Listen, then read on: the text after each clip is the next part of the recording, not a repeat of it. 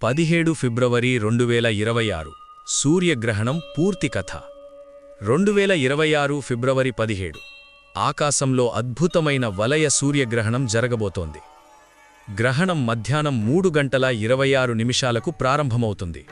ఈ సమయంలో చంద్రుడు సూర్యుని కొంత భాగాన్ని కప్పడం మొదలుపెడుతుంది.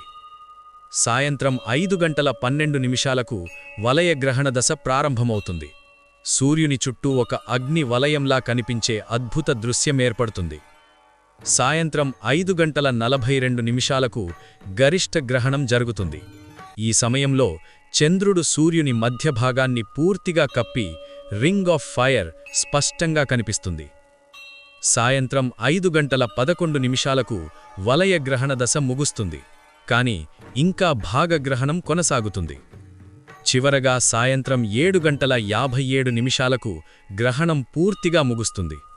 సూర్యగ్రహణమనేది చంద్రుడు, భూమి, సూర్యుడు ఒకే రేఖలో వచ్చినప్పుడు జరుగుతుంది. చంద్రుని నీడ భూమిపై పడిన ప్రదేశాల్లో మాత్రమే ఇది కనిపిస్తుంది. గ్రహణం కనిపించే ప్రాంతాల్లో నేరుగా సూర్యుణ్ణి చూడకండి.